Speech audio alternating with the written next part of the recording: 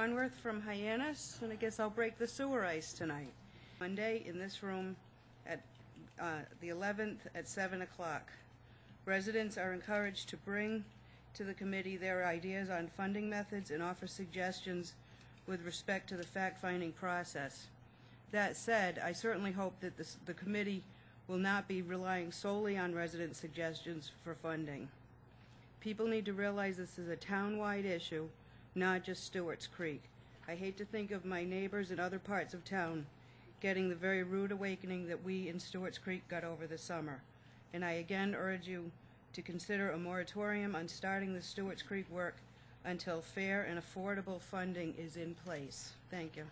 Louise DeCecca. I live on Greenwood Ave. I'm in Phase 2 of Stewart's Creek, and I'm also here to speak about the sewers. Spotlight, because we'll be the first ones impacted by these staggering costs. Trying to find a fair and cost-effective solution to sewer funding isn't about keeping people happy. It's about ensuring that hardworking folks won't lose their homes. Because a small... Hello, Tina Carey from Centerville.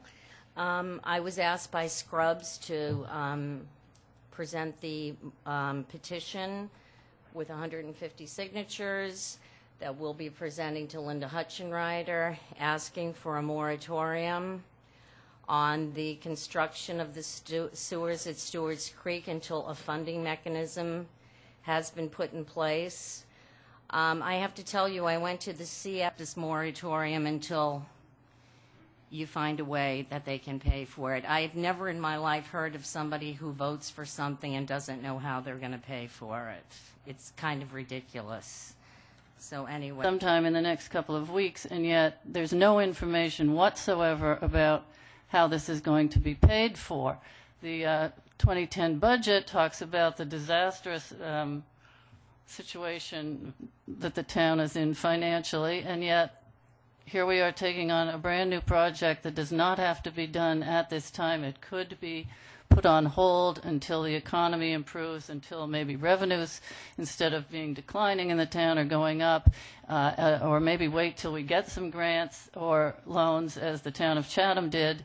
Right now, we have no information whatsoever except that awful guillotine hanging over our heads, which is 100% betterment, which we were told recently was not going to happen, but we've never heard anything else. There's no other plan in place. That's very scary to us. Second, it need to be done now. When you're raising taxes on us to try to meet existing commitments, why take on an $8 million new commitment that nobody needs, nobody can afford, and nobody wants? It seems like a very bad idea to me. And I'd really continue to go forward with this project when the voice of the people is no, no, no. Nobody answers that question for us. Mitchell from Hyannis. I'm in the sewer zone. I think the timing is the problem. With everybody being broke, the state, the town, the employees, the residents, things are tough. We have to wait until we can get money from the state.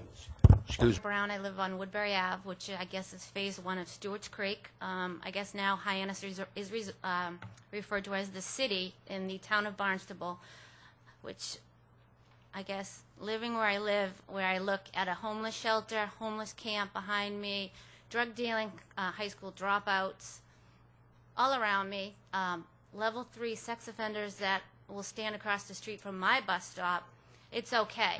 And we have this sewer project that I've never been asked about, never had any implication of being ever involved in, but it was all voted on by all of you, well, with the exception of 2, and it doesn't currently affect any of you because you either are on sewer or it's not your part of town. It's just been a really bad double standard. This last year, I guess it was since June that we found out about it, it's been actually miserable. And I know people have said about it and that they can't afford it, and we really don't feel that you're going to find a source, although we know people are working on it. We don't feel like you've ever listened to us. We've invited you to our neighborhoods, and we've never seen any of you. Well, I've seen the police chief,